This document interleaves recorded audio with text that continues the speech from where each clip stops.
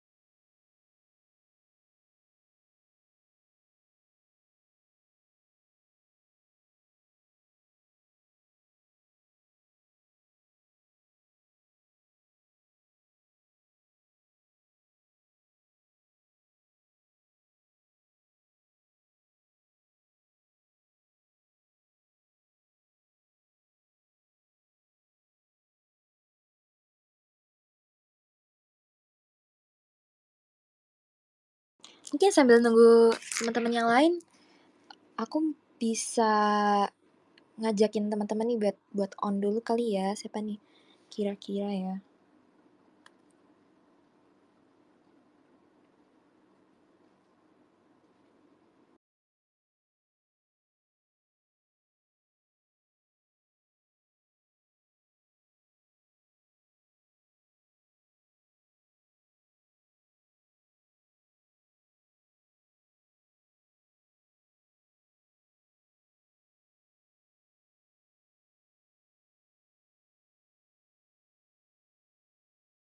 Oh iya, by the way nanti dari OPMI Project, terus dari Kak RYMN Leo itu juga bakal di sini untuk ngejelasin kayak ini gimana program mereka.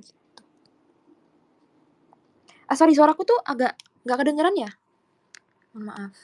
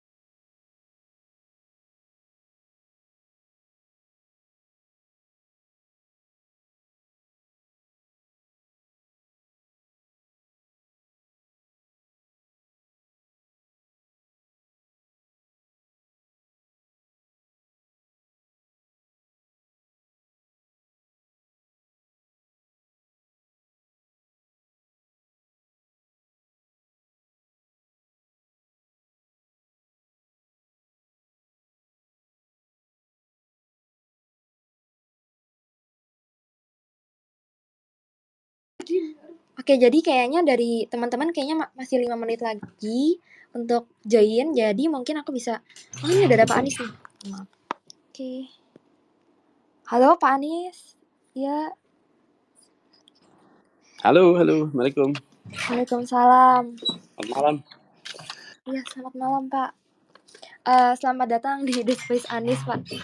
Jadi Bapak nih Gimana lagi nih? di mana nih Pak? Saya di rumah nih Abel, di Joglo, di pendopo rumah, terus udah siap-siap nih dari tadi sore. Look forward. Oh gitu. Kira-kira Bapak pas tahu ada space gini, Bapak gimana Pak? Reaksi Bapak?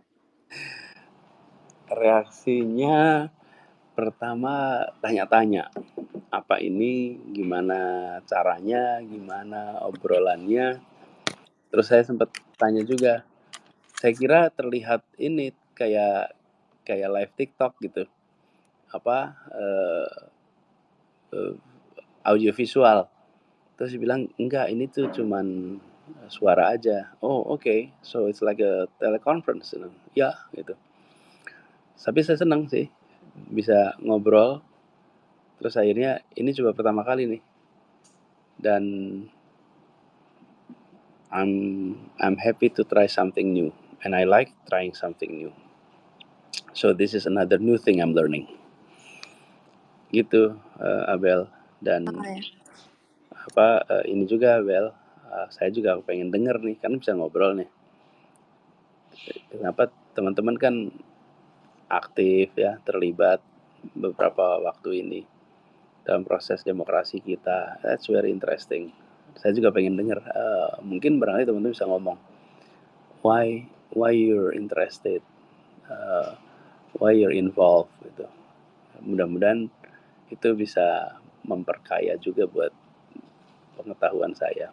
So saya lihat space ini tuh uh, dua arah gitu. Satu, I'm interested on learning, listening, and I'm interested on sharing.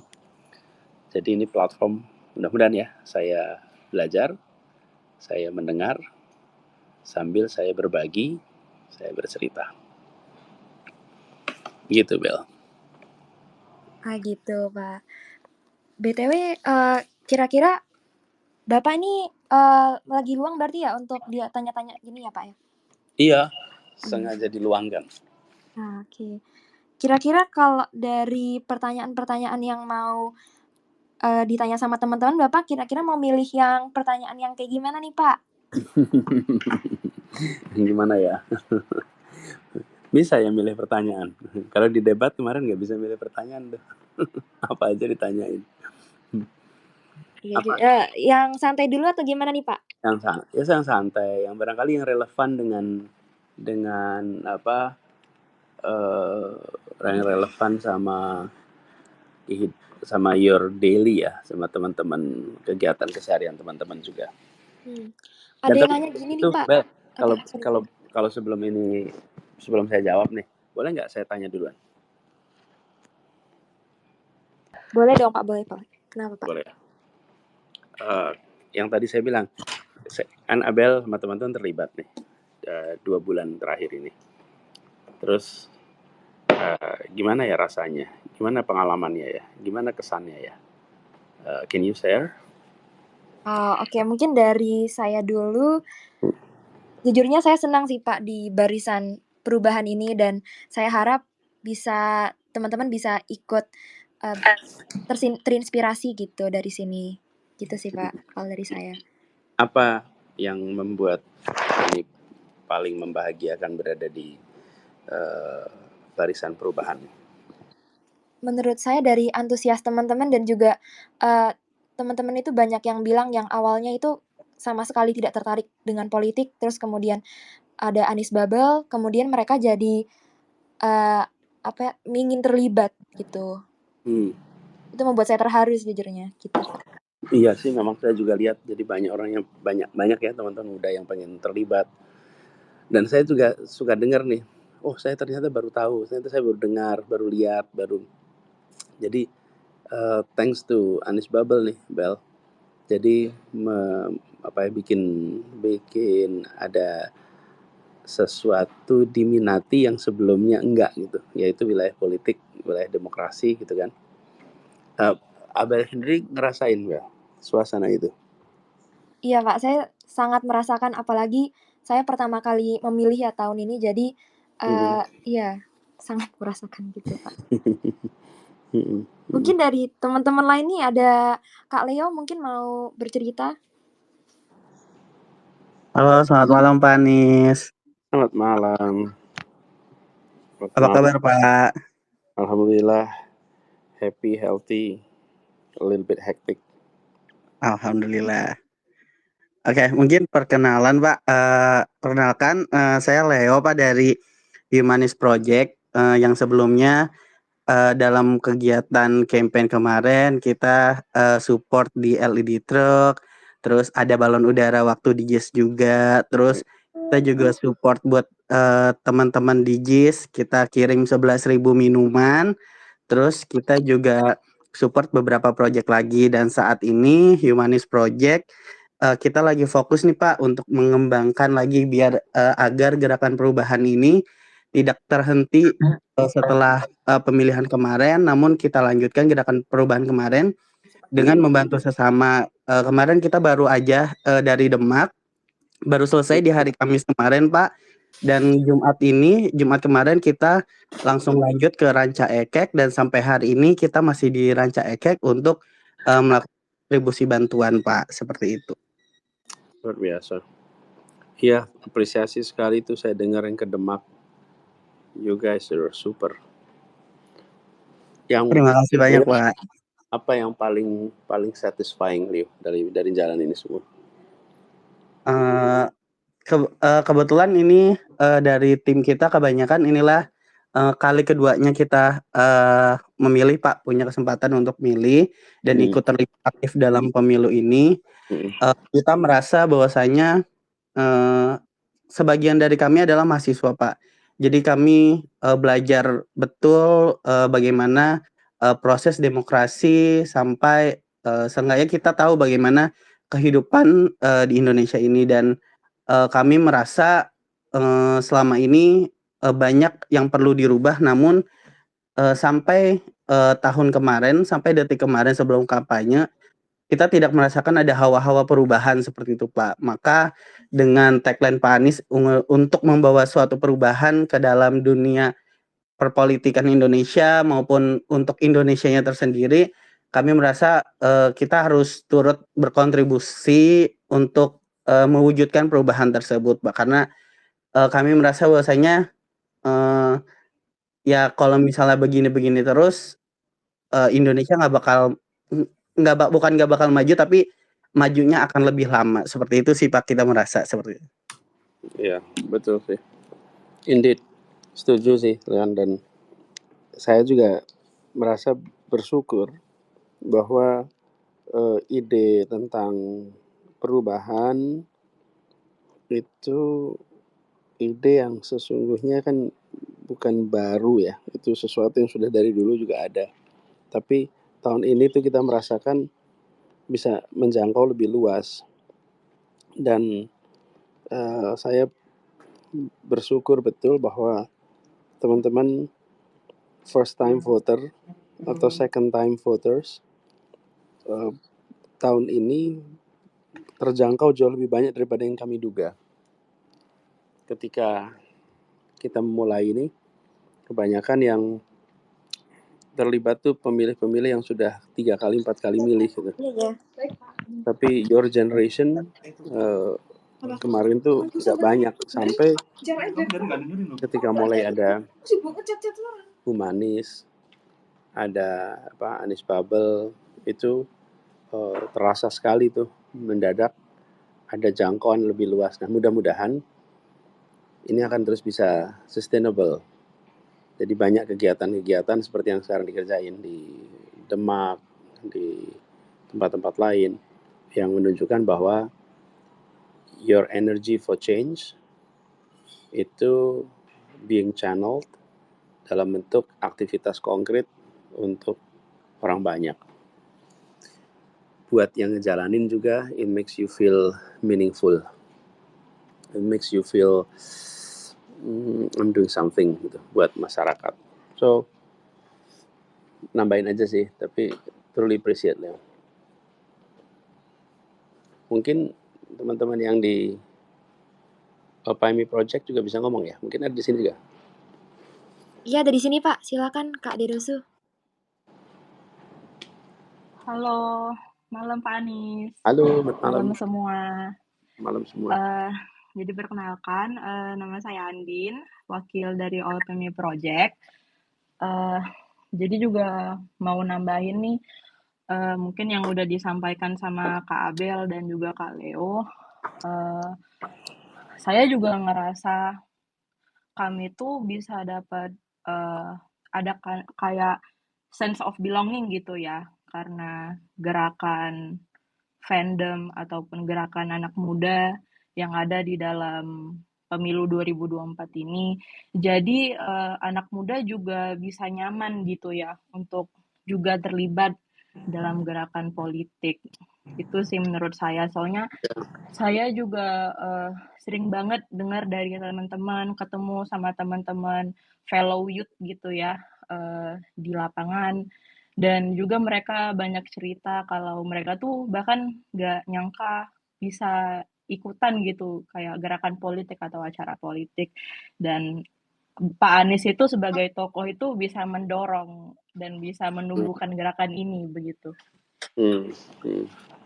Ya, thank you. Ini kalau boleh saya tanya juga nih, ini mumpung lagi pas sama-sama. Kan teman-teman ini kan unik ya, buat saya ini unik. Kenapa? Karena kita ini kan nggak pernah ketemu langsung, bener kan? Nggak pernah face to face, dan you have done so many things. Teman-teman sudah mengerjakan banyak sekali, banyak hal teman-teman kerjakan. Teman-teman tuh tidak pamerin gitu, tidak tunjukin ke depan saya. Teman-teman tuh mengerjakan itu for the goodness, untuk kebaikan, untuk sesuatu yang teman-teman percayai. Tapi saya sendiri kan malah tidak lihat langsung dari teman-teman nih. Ini mumpung kita lagi ngobrol nih, barangkali banyak yang teman-teman kerjakan yang saya belum lihat nih. Boleh nggak cerita apa aja? Dari siapa dulu nih, Pak? Atau Enggak, bebas. kalau dari Have a Nice Day 2.0 udah tahu, Pak, berarti? Udah, saya Have a Nice Day tahu yang ini kan websitenya ya. Ya, yang kedua, Pak, tapi udah lihat juga? Yang kedua, udah. Udah lihat, oke. Mungkin Udah. atau kayaknya Kak Leo ya, Kak? Mau yang di Bandung udah, gimana Kak tuh? Mungkin tadi sedikit udah saya jelaskan Mbak. Cuma mungkin lebih jelas lagi, kalau dari Humanis Project sebelum waktu kampanye kita itu kita itu bikin LED truck Pak, karena itu bertepatan dengan di take down-nya Videotron yang dilakukan oleh All Project. Jadi kita mau bikin nih satu gebrakan baru lagi yang tidak biasa dilakukan di kampanye perpolitikan Indonesia. Sebenarnya banyak paslon lain yang sudah menggunakan LED truck, namun dengan metode yang politik banget. Nah, kita gunain LED truck ini dengan nuansa yang berbeda, yang tidak biasa ada di kampanye politik gitu Pak. Kita ada di 8 wilayah, ada di Jakarta, Tangerang, di Tarakan, di Palu, di Makassar, terus ada di Tegal juga, dan beberapa daerah di Sulawesi dan Sumatera Pak. Kita juga ada proyek balon udara kemarin di JIS. Selain itu kita juga ada ads project Pak. Jadi kita melihat bahwasanya masih kurangnya kampanye yang dilakukan di Meta, baik di Facebook atau Instagram, maka kita melakukan ads project untuk ningkatin awareness dari terkhususnya ibu-ibu bapak-bapak, karena di Facebook itu pemilih ibu-ibu bapak-bapak yang sering termakan hoax.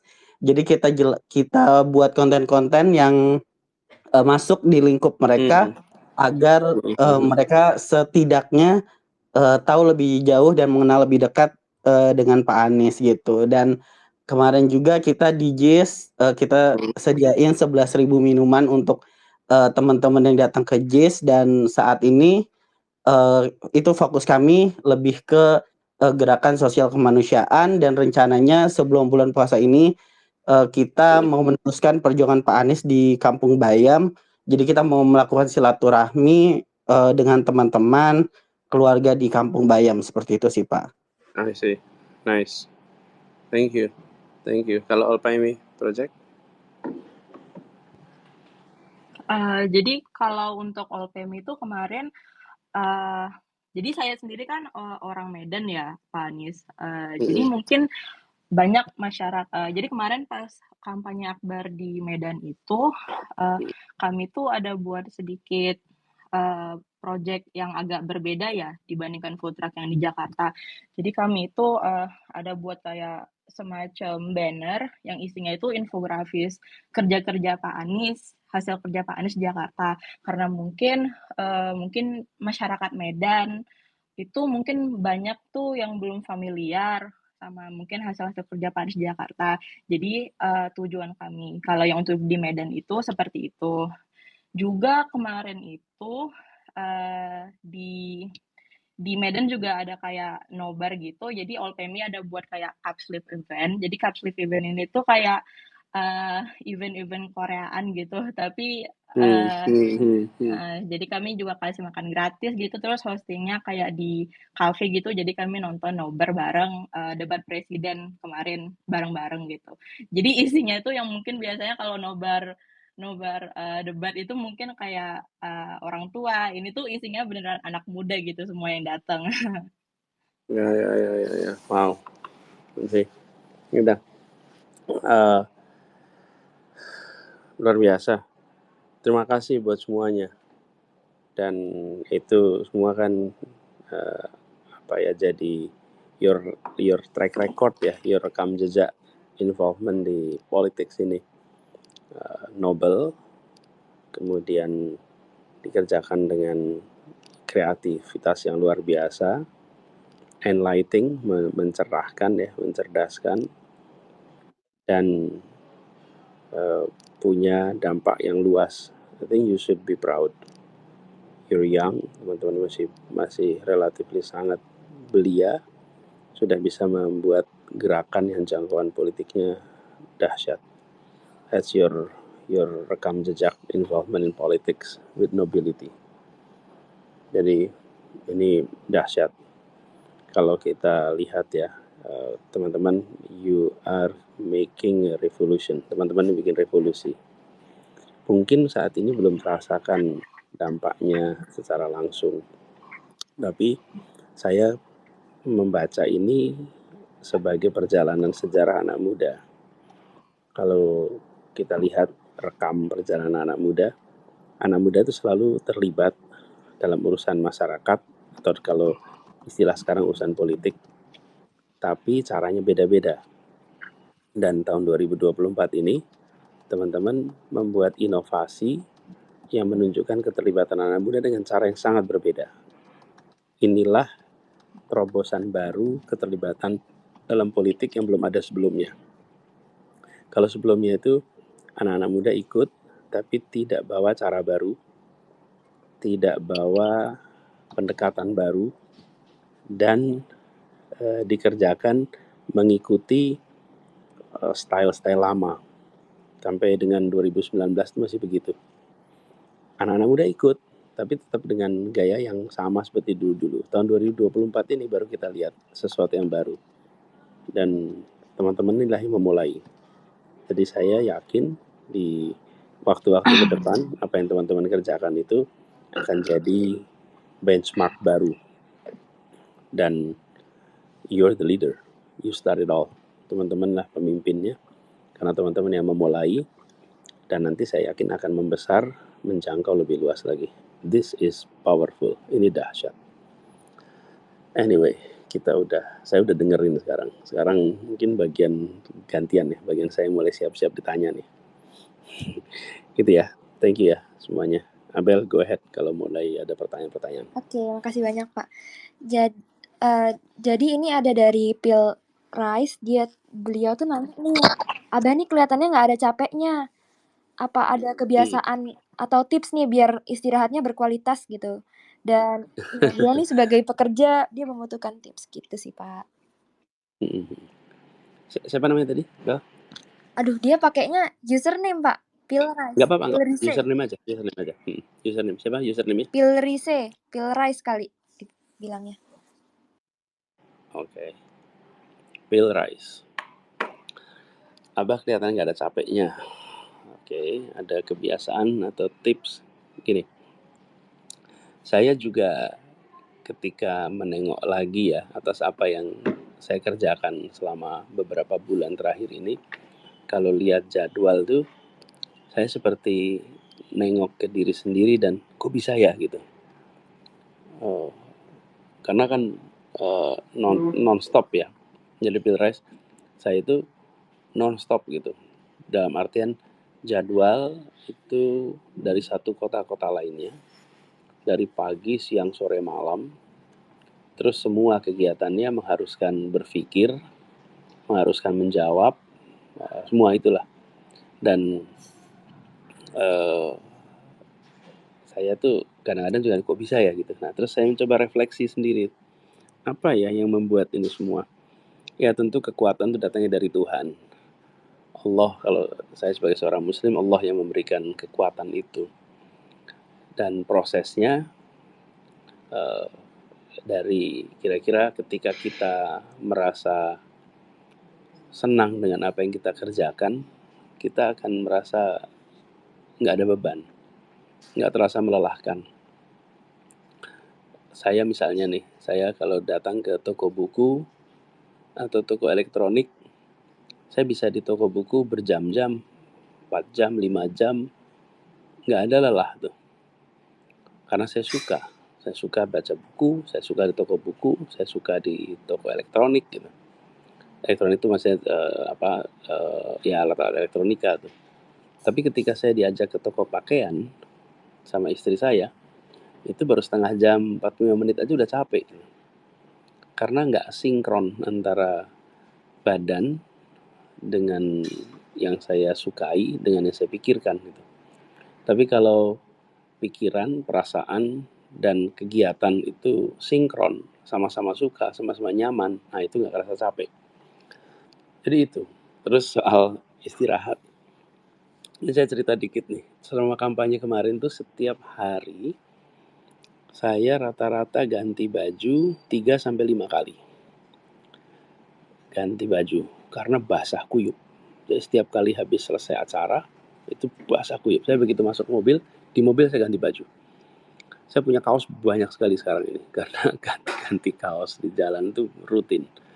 Nah, tapi itu juga yang membuat saya merasa walaupun istirahatnya cuma sebentar, tapi badan tuh lebih fit karena berkeringat terus setiap hari. Bayangkan kalau sampai harus ganti baju 4 kali, 5 kali.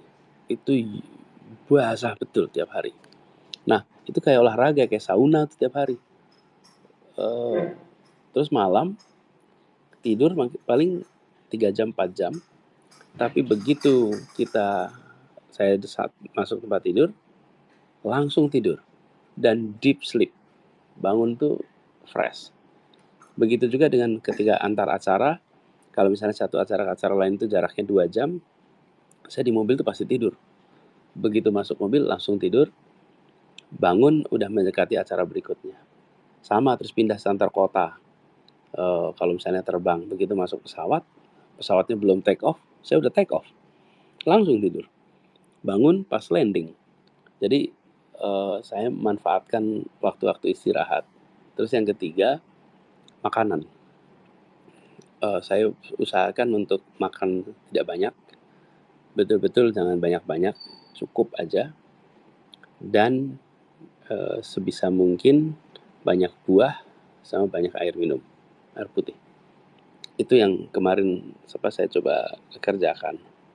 Jadi kalau sekarang nih Bill Rice mau tipsnya, barangkali tipsnya adalah enjoy what you do what you enjoy. Terus get enough rest ketika memungkinkan. Yang ketiga, proper food dan jalani dengan ikhlas. Kalau jalani dengan ikhlas itu enak rasanya. Mungkin itu ya. Makasih banyak, Abah. Ini ada lagi nih pertanyaannya dari, kalau ini boleh nggak ya 2 pertanyaan sekaligus, soalnya ini kayak lumayan berkolerasi gitu. Boleh. Ini nama username-nya Akseno12 sama Cozy Couch 101. Jadi dari Akseno dulu ya. Abah, bagaimana cara Abah melewati masa-masa sulit saat sedang ditimpa masalah? Nah, kemudian kasih tips dong, Bah, agar mental jadi kuat seperti Abah. Kemudian dari Cozy Couch 101, Bah, bagaimana cara menghadapi atau beradaptasi dengan lingkungan baru yang cenderung merendahkan kita? Saya baru masuk kerja dan langsung merasa down banget, tapi butuh dengan pekerjaan ini. Iya. Kasih. Ya, gini. Pertama soal mental supaya kuat gitu ya, berhadapan.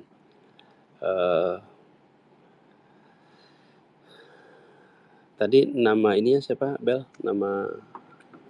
nama apa? Oh, Akseno 12, Pak.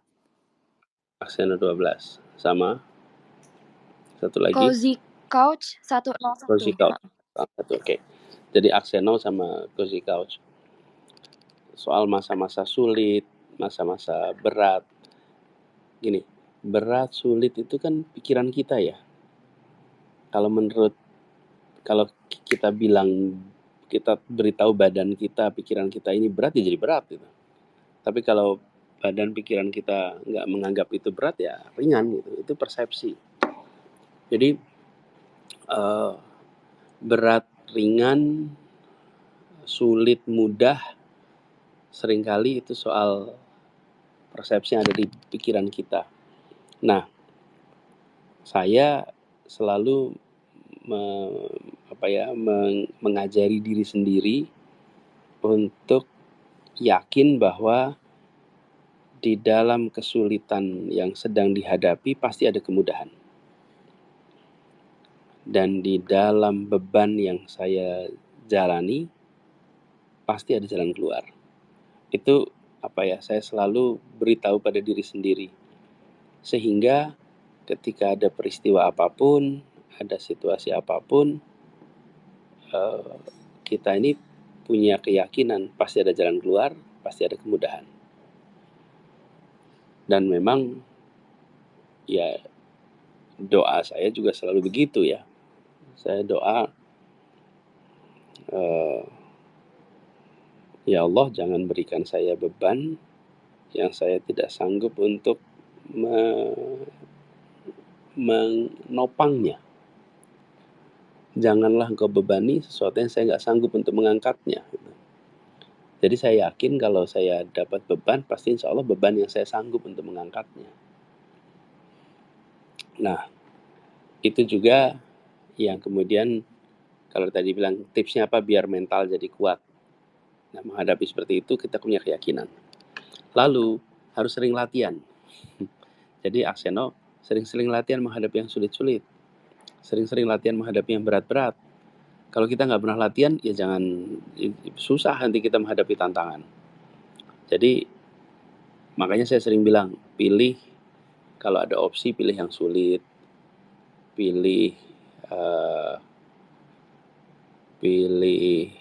yang menantang gitu.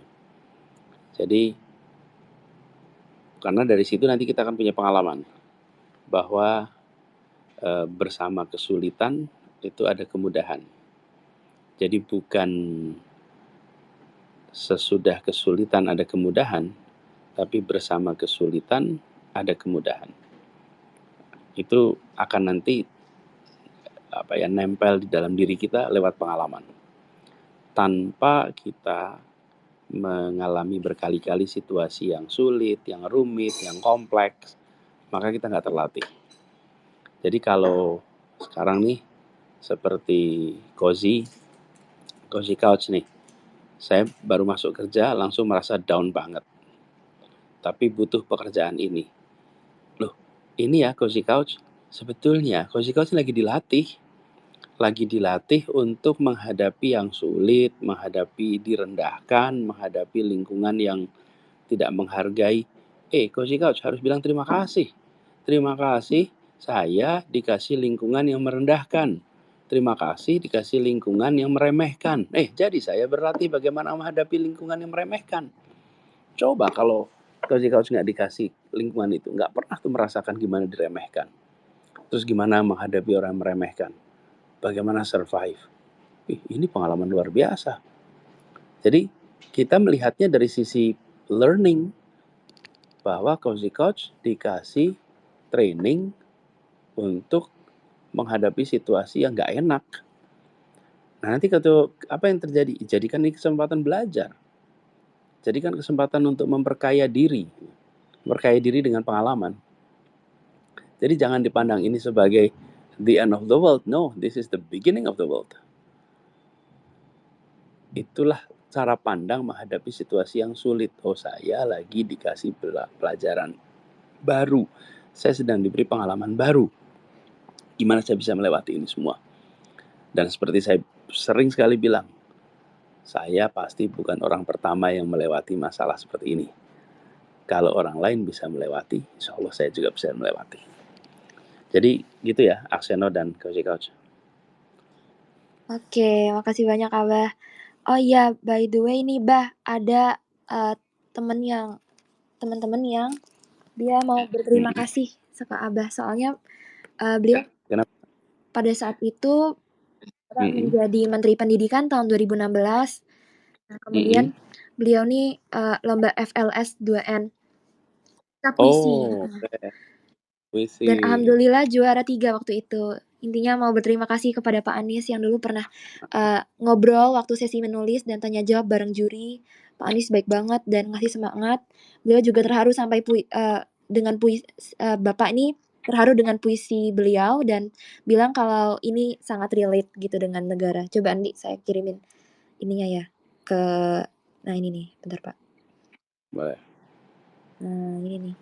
Saya naikin. Nah, ini dia. Ini di space bisa kelihatan ya, Pak ya? Di mana? Di space. Di ini kelihatan. Nah, itu si Arum ini, Pak. Arum. Bentar. Saya bukanya gimana? Bentar, saya lihat. Iya.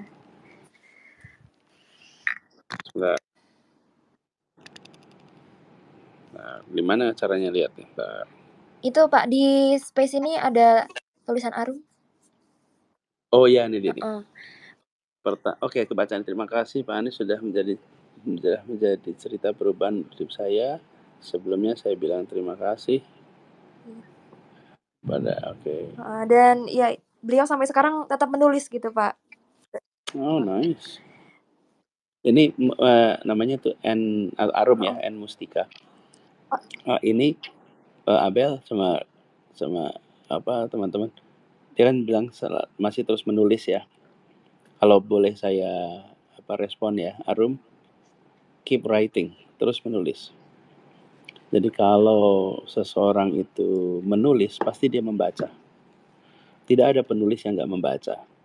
Jadi kalau bikin tulisan, makin sering menulis, makin sering baca, dan makin banyak menulis, makin banyak belajar.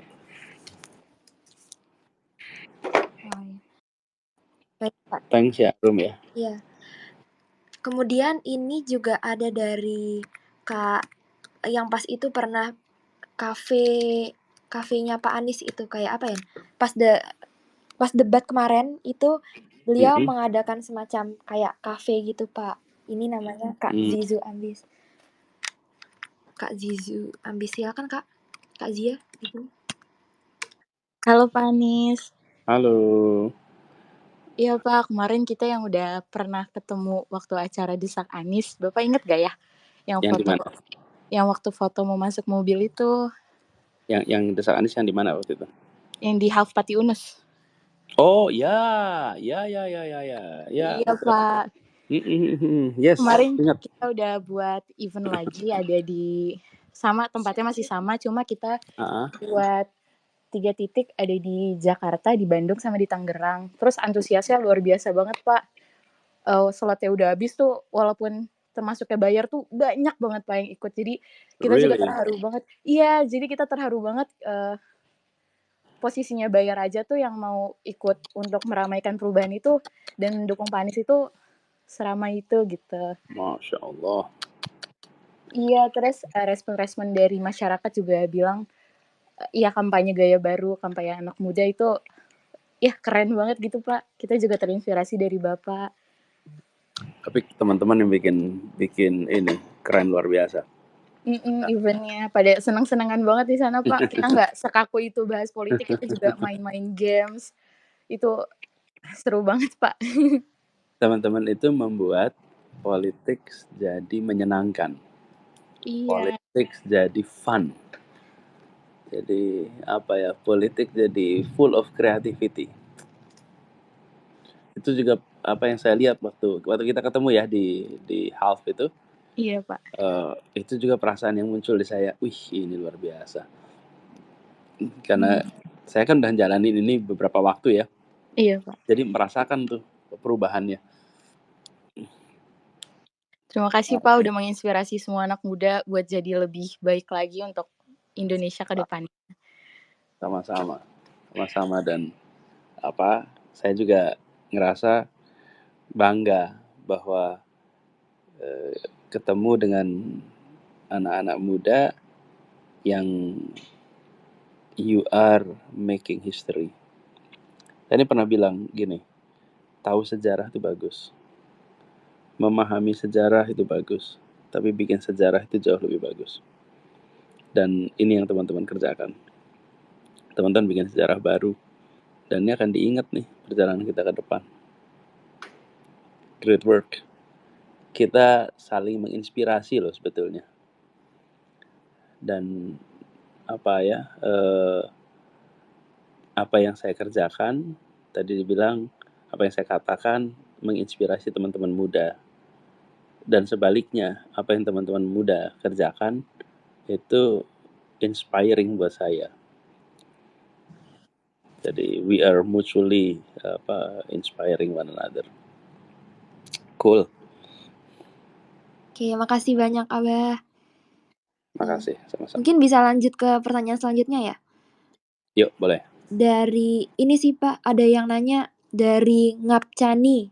Dia bilang, halo Abah, apa proses cari kerja emang sesulit itu ya kalau nggak punya orang dalam? Saya pengen banget dapat kerjaan, tetap susah banget gitu. Solusinya apa ya Abah? Rasanya saya udah capek dan pengen nyerah aja gitu katanya.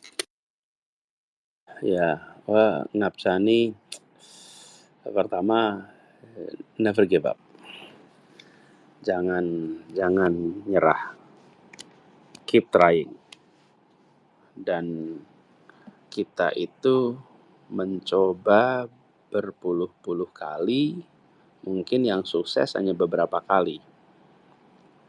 Tapi ya itulah yang disebut sebagai persistensi.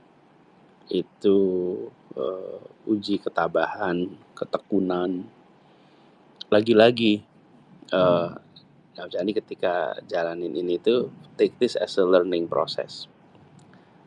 Ketika kita mencari pekerjaan, menawarkan apa yang jadi kompetensi kita, keterampilan kita, maka ada dua hal yang terjadi di sini. Satu, dari sisi kita menawarkan, dari sisi mereka membutuhkan. Nah, dari mereka itu artinya pemberi lapangan pekerjaan ya. Nah, kan pertanyaannya, kalau nggak punya orang dalam apa sesulit itu gitu? Saya rasa enggak juga, walaupun memang soal orang dalam ini sekarang tuh ganggu sekali. Ini salah satu masalah yang harus dibereskan di negeri ini. Bagaimana meritokrasi itu bisa kembali menjadi penentu keputusan tentang rekrutmen dan keputusan tentang promosi dalam jabatan orang. Dalam kenyataannya, kita menemukan bahwa koneksi lebih menentukan rekrutmen dan koneksi lebih menentukan promosi. Nah, ini yang harus diubah. Itu juga semangat perubahan yang kita sama-sama bawa kemarin. Nah, sekarang buat Ngapcani nih, sebagai seseorang yang lagi mencari kerja, Ngapcani cari cara supaya Ngapcani ini menjadi menarik. Apa dari Ngapcani yang bisa ditonjolkan ketika melamar pekerjaan? Hal apa yang menjadi menarik? Itu dari mulai cara nulis CV-nya sampai cara nulis surat lamarannya, gimana supaya berbeda. Gimana supaya bagian rekrutmen itu ketika melihat surat dari Ngapcani, lihat lamaran pekerjaan dari Ngapcani, itu begitu lihat, ini sesuatu yang lain. Ini yang harus dipikirkan supaya bisa menembus perhatian walaupun tidak punya orang dalam. Ini harus terus-menerus diubah. Pengalaman pribadi ya, saya mencoba waktu itu cari pekerjaan. Itu surat lamaran yang saya punya mungkin lebih dari 30. Dan setiap surat lamaran yang saya punya, saya bikin, setiap surat itu isinya beda. Untuk perusahaan A, saya nulisnya lamarannya begini. Perusahaan B, lamarannya begini. Perusahaan C, dan itu saya melamar berkali-kali, nggak dapat, sampai akhirnya dapat. Saya dipanggil beberapa saya diterima, beberapa saya nggak diterima. Ketika diterima itu artinya bukan terima pekerjaan, diterima untuk fase seleksi berikutnya. Nah, jadi memang yang namanya mencoba itu harus terus-menerus. Nah, saya sampai punya filenya tuh. Di dalam folder saya tuh ada folder namanya surat lamaran pekerjaan. Saya punya satu folder lamaran beasiswa. Itu kalau dilihat lagi banyak sekali. CV saya itu sampai saya mungkin punya lebih dari 30 format CV yang beda-beda setiap tempat yang saya tawarkan. Jadi saya nggak bikin satu CV untuk semua tempat. Untuk institusi yang beda, saya tonjolkan aspek kemampuan saya yang berbeda. Jadi itu salah satu cara untuk menembus. Dan akhirnya salah satu dapat. Jadi dari sisi kita sebagai yang menawarkan, itu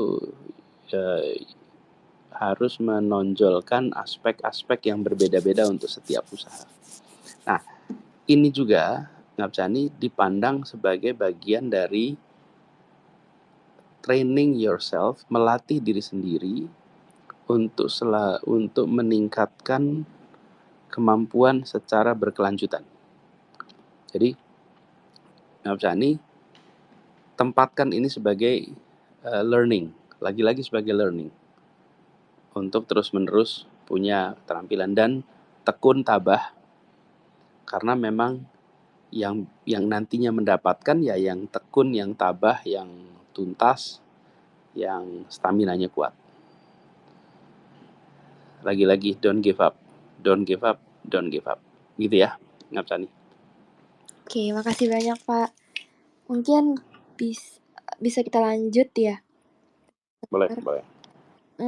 Ini Pak Anies, tolong sebutin, dari Clara 888 _ 888.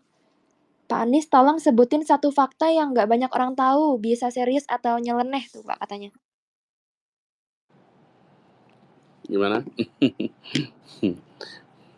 Satu fakta yang nggak banyak orang tahu, nyeleneh. Apa ya? Sebentar, Abah ini kalau ditanyain yang nggak tahu nih, yang orang nggak tahu apa ya? Rasanya kayak semua orang udah tahu yang Abah kerjain. MBTI Pak, MBTI mungkin. Oh, MBTI. MBTI ini saya belum tes. Oh. Nanti saya tes dah. Saya segera tes.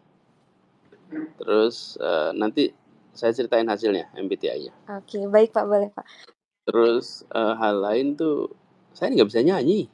Cuman nggak ketahuan orang sampai kemarin tuh. Ketahuan, rame pula. Iya Pak. Terus sekarang semua orang tahu saya nggak bisa nyanyi. Iya nggak apa. Tahu nggak Bel? Iya. Waktu saya lagi di mana tuh kemarin, Ciamis. Ya. Ciamis. Enggak, Garut. Lagi di Garut. Di acara tuh ada yang bawa poster besar. Tulisannya apa Pak? Tulisannya gitu. Pak Anies, tolong jangan nyanyi, suaranya jelek. Masya Allah. Ya ampun. Tapi nggak apa lah Pak, manusia nggak ada yang sempurna Pak. Iyalah. Oh iya Pak, ini ada dari Anies Books juga. Beliau mungkin mau menceritakan gimana. Boleh Kak Anies Books, silakan. Halo Pak Anies. Halo Anies Book, apa kabar? Alhamdulillah baik Pak.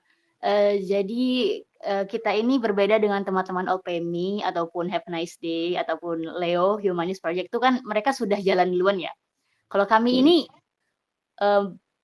saya tuh sebenarnya setelah melihat hasil pemilu tuh jadi mikir apa ya, what things we could do next gitu. Jadi apa kita gini aja nih, sayang banget gitu kan. Saya kepikiran memang dari lama memang pengen gabung komunitas baca, terus mikir kenapa nggak kita bikin aja gitu kan seru tuh bikin komunitas baca. Jadi ya udah kita inisiatif bikin komunitas gitu. Sebelumnya kalau untuk akun ini tuh saya lihat kan Abel kan nampilin live Bapak rekomendasi buku tuh dari TikTok. Terus tuh rame banget lah pokoknya yang mau baca jadi ikut-ikutan kayak gitu-gitu kan. Terus saya mikir, iya juga ya kenapa nggak dirangkum? Nah, saya bikinlah akun ini gitu untuk sebenarnya sih isinya hanya saat ini kayak buku-buku rekomendasi dari Bapak, terus quotes-quotes Bapak, terus sama ini apa hasil-hasil tulisan Bapak yang di media massa gitu. Jadi selanjutnya untuk planning kami mau bikin komunitas baca. Untuk saat ini mungkin online dulu kali ya, soalnya baru mulai juga kan timnya online dulu. Jadi ya kita seru-seruan bareng, sharing-sharing buku gitu. Jadi goal akhirnya adalah gimana kita bisa give back ke masyarakat gitu. Bikin taman bacaan kah atau bikin lapak baca gratis gitu, misalnya di tiap CFD kayak gitu-gitu deh. Insya Allah Pak. Oke, bagus tuh. Ini Anisbook ini bagus sekali. Apa kan kalau saya lihat ya di akunnya nih Anis Read itu buku-buku yang rekomendasikan, kemudian apa bahkan ada promosi nih jangan beli buku bacakan gitu ya. I think ini satu cara buat membuat kita punya daya baca dan makin banyak punya daya baca makin baik. Tapi sekaligus nih saya mau cerita sedikit nih. Saya ini baru minggu lalu dapat buku baru diterbitkan sama Kompas. Itu buku berisi kumpulan tulisan-tulisan saya yang pernah ada di Kompas, koran Kompas. Nama bukunya, judul bukunya Memenangkan Indonesia. Kelihatannya belum keluar di toko buku. Apa udah keluar di toko buku ya? Mungkin udah sekarang. Memenangkan Indonesia, ini kumpulan tulisan. Saya baca lagi nih, ternyata ada tulisan-tulisan saya mulai tahun 90-an di sini. Sama mereka dikumpulin. Nah, ini mungkin teman-teman di Anisbook juga bisa lihat, bisa bahas juga, karena bukan buku yang berisi satu topik. Ini buku yang isinya ada banyak sekali topik di buku ini. Ada dari macam-macam lah topiknya. Jadi mungkin bisa bahan obrolan untuk diskusi. Tema-temanya beda-beda. Terus harapannya bisa memantik juga untuk lebih banyak yang mau berlatih baca. Karena kalau baca satu buku, satu topik belum tentu mudah. Tapi kalau baca satu buku banyak topik, itu 4-5 halaman udah ganti topik lagi. 4-5 halaman ganti topik lagi. Jadi memudahkan untuk berlatih daya baca. Oke, makasih banyak Abah. Thank you, sama-sama. Ya, makasih banyak juga Kak Anisbooks. Oh iya, ini ada juga nih Kak, dia ini ada program kelas yang inspirasi yang dulu pernah dirintis sama Abah. Nah, ini mau menjelaskan nih Kak dari Kak Nana. Silakan Kak Nana. Halo Pak Anis, selamat malam. Selamat malam. Terima kasih ya Abel sudah diberikan kesempatan untuk menjadi speaker. Saya mau sebelumnya saya ucapkan dulu terima kasih kepada Bapak yang telah pernah merintis gerakan Indonesia Mengajar tahun 2009. Ingin merefresh kembali ingatan Bapak. Indonesia Mengajar tahun 2009, dan setelah itu ada subunit dari dari Indonesia Mengajar itu adalah kelas inspirasi. Ya, betul. Yang juga turunan dari Indonesia Mengajar. Kelas inspirasi itu diadakan pertama kali di Jakarta tahun 2012. Dan Ya, kebetulan betul. di domisili saya Pak itu kelas inspirasi Padang. Saya dari Padang. Itu diadakan tahun 2013. Ya, dan sebenarnya saya mau ucapkan terima kasih yang sebesar-besarnya kepada Bapak. Saya ingin kasih lihat kepada teman-teman bahwa gerakan ini sangat bagus. Tahun ini Pak, kami sudah tahun ini adalah dari tahun 2013 ke tahun 2024 itu sudah sekitar 12 tahun lebih, 10 tahun. Kami masih tetap melakukan kegiatan kelas inspirasi yang ke-8 tahun ini. Jadi kegiatan itu masih tetap berlanjut. terhenti sebelumnya Pak, kelas inspirasi 7 itu tahun 2020 mungkin karena Covid dan Covid. kejadian lain. Ya, tahun ini kami kembali lagi untuk merintis kelas inspirasi Padang yang ke-8. Udah 8 kali. Jadi saya mau ucapkan terima kasih kepada Bapak yang benar-benar sudah menginspirasi kami untuk membuat gerakan-gerakan yang sangat bagus. Dan juga ketika saya lihat bahwa anak muda, teman-teman dari Abel, teman-teman dari yang lainnya itu membuat gerakan ubah bareng. Itu saya sangat apresiasi sekali loh. Wah, ternyata sangat banyak gerakan-gerakan ini. Dan ini membuktikan saya saksi hidupnya bahwa gerakan-gerakan yang pernah dirintis oleh Abah itu sampai sekarang tuh masih ada loh Pak. Gelas Luar inspirasi yang biasa. ke-8. Saya ucapkan terima kasih ya Pak. Semoga menjadi amal jariah buat Bapak juga. Amin. Dan inilah buktinya gitu. Ternyata gerakan ini masih ada sampai sekarang. Terima kasih ya Bapak. Nana makasih ya, Nana. Iya, sama-sama Pak. Kami lanjutkan perjuangannya. Kelas inspirasi mencerdaskan kehidupan bangsa. Nana, gimana rasanya ketika udah ngikutin kelas inspirasi itu? Wah, Semangat? itu senang sekali karena kelas inspirasi yang pertama itu saya menjadi inspirator Pak awalnya. Nah, Saya Nana daftar ceritain inspirator. dikit mungkin Iya, gimana? sama teman-teman yang Iya, lain boleh, ini yang mungkin belum tahu. Iya. Apa sih kegiatan kelas inspirasi itu biar Wah, teman-teman enak tahu apa sekali. sih kelas inspirasi itu. Nah, Jadi biar pada tahu. Iya, terima kasih Pak. Teman-teman, jadi perbedaannya pertama itu kita harus kenal dulu induknya. Induknya itu adalah Indonesia Mengajar. Nah, kalau Indonesia Mengajar itu kita harus 1 tahun mengabdi di daerah-daerah pelosok untuk mengajar. Ya mengajar anak-anak SD lah, seperti itu. Semuanya boleh ikut. Biasanya anak-anak yang sudah kuliah, lulus kuliah. Bagaimana dengan orang-orang yang sudah bekerja? Kan banyak juga tuh yang pengen, "Wah, saya bekerja nih, nggak mungkin kan saya harus tinggal hidup 1 tahun di pelosok," seperti itu. Dan ini adalah kesempatannya, kelas inspirasi memfasilitasi dan mewadahi teman-teman yang ingin ikut serta mengajar, cuti 1 hari di, kerjaannya untuk mengajar, memberikan inspirasi pada anak-anak SD yang ada di seluruh Indonesia. Saya yakin kelas inspirasi ini sudah tersebar seluruhnya dari Aceh mungkin sampai ke yang lainnya. Karena, ini mewadahi teman-teman yang cuman cuti 1 hari loh kita. Kita cuman cuti 1 hari, ikut serta mengajar di sekolah dasar. Cobain deh, kalau biasanya kita presentasi di kantor, di kampus itu udah biasa. Coba deh kalau misalnya kita mau ngajar anak SD, itu beda ya Pak ya? Sangat beda Bener. itu. Bener. Iya, mungkin begitu Pak kelas inspirasi ini kita cuman cuti 1 hari aja. Cuti 1 hari, udah deh kita ngerasain inspirasinya. Dan memang harus cuti kan, harus Ya, berkorban. benar. Dan harus cuti. Dan satu itu Pak yang menjadi ininya adalah kita tuh tidak dibayar. Nah, bayangin nih teman-teman, kita nggak dibayar loh Pak. Saya pernah jadi fasilitator itu, teman-teman itu saya kan di Padang ya, di Sumatera Barat. Teman-teman itu ada yang datang dari Jawa loh Pak, dari Pulau Jawa. Dan mereka mengeluarkan biaya tersendiri. Udah tiket pesawat bayar, nyampe di sini enggak kita bayar, penginapan mereka bayar sendiri loh. Dan mereka mau. Dan mereka mau loh meluangkan waktu, tenaga, dan dana untuk ngikutin acara kelas inspirasi. Begitu ya Pak. Nana, bener. Saya nerusin ya penjelasan Iya Pak, Nana. boleh. Nerusin ya Nana ya. Iya Jadi, Pak, silakan Pak. Persis Nana, you have explained it very well. Nana udah jelasin dengan sangat baik sekali tentang ide dasarnya kelas inspirasi itu untuk banyak orang-orang baik yang kepengen berbagi pengalaman di depan anak-anak sekolah, tapi nggak mungkin pergi selama 1 tahun. Jadi akhirnya kita bikinin program yang 1 hari. Nah, ini ada peristiwa unik nih, saya pernah ngalamin.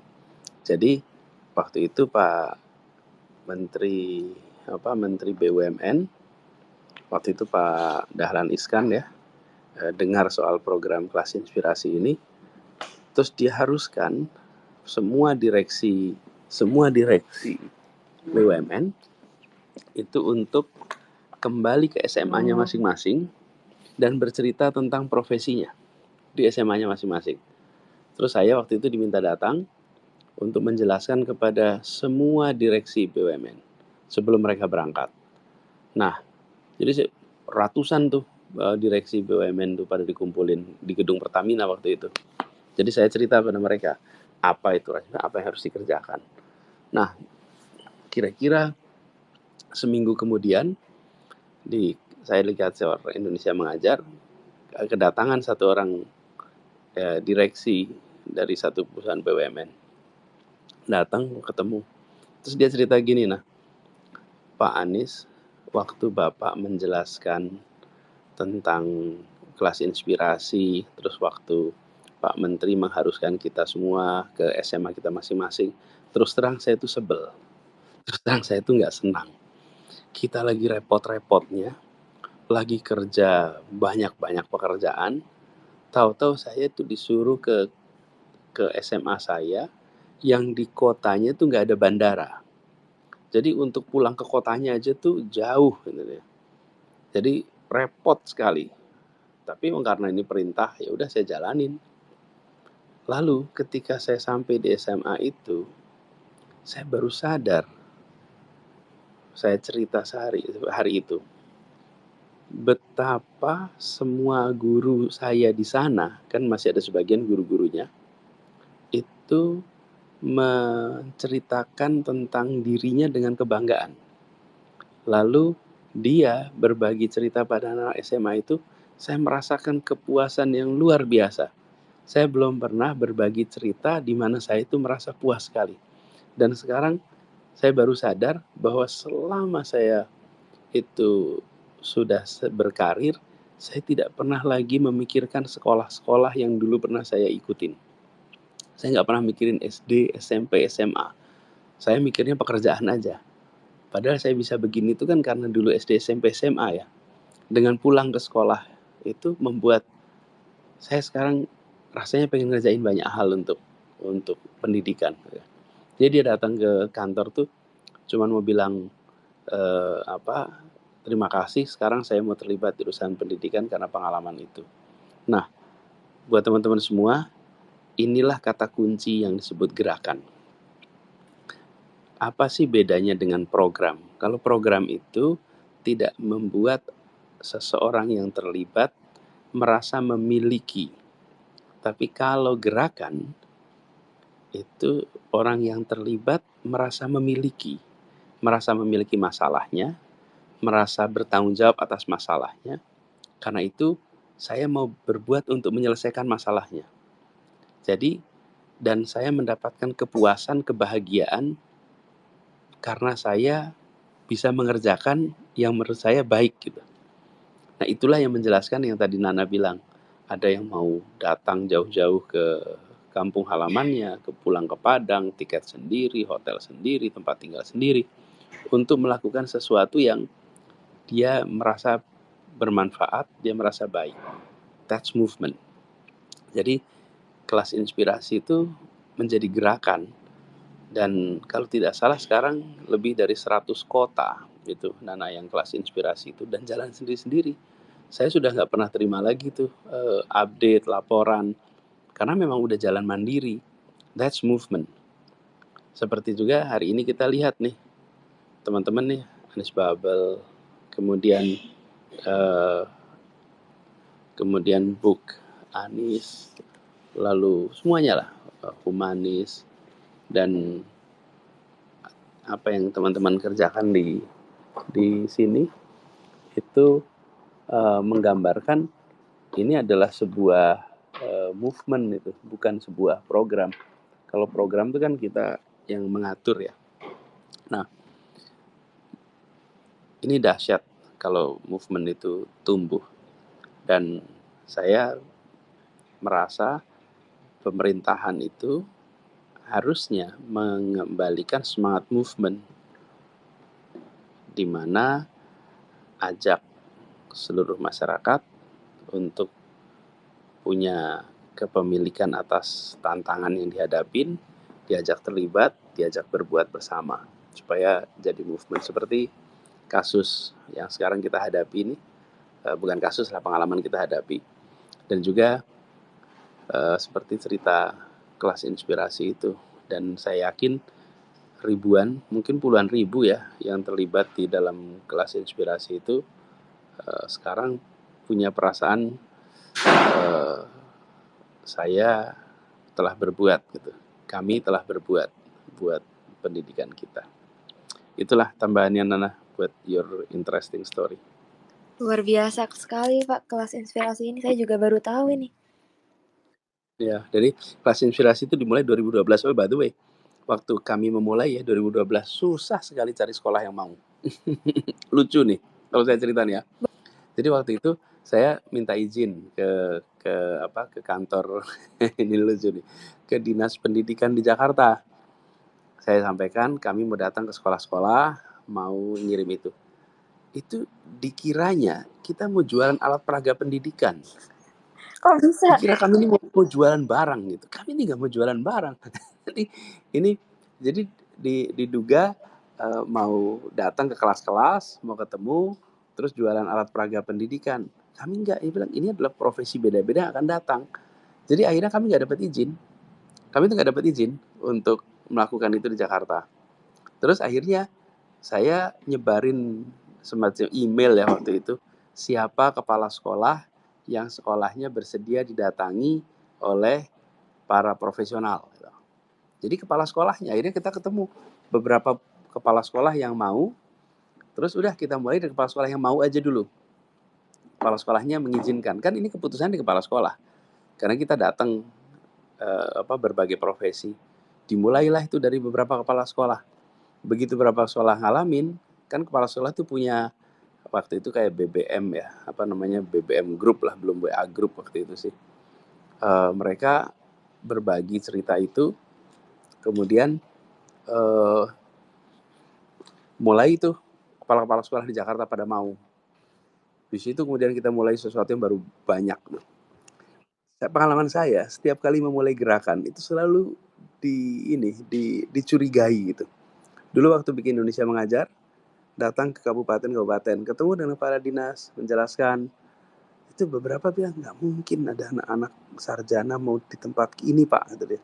Wong yang orang sini aja nggak mau ditempatin di desa-desa di pelosok sana. Terus dikira kita ini auditor yang memeriksa dana BOS. Ya ampun Pak. Ini bukan, ini adalah sarjana-sarjana terbaik, terseleksi yang mau jadi guru. Mereka bilang nggak mungkin Pak, nggak ada sarjana terbaik mau ke sini Pak. Mau orang sini aja nggak mau kok gitu. Jadi ini kasus di Lampung nih, ini true story. Kami ke Lampung, ke Tulang Bawang, Kabupaten Tulang Bawang.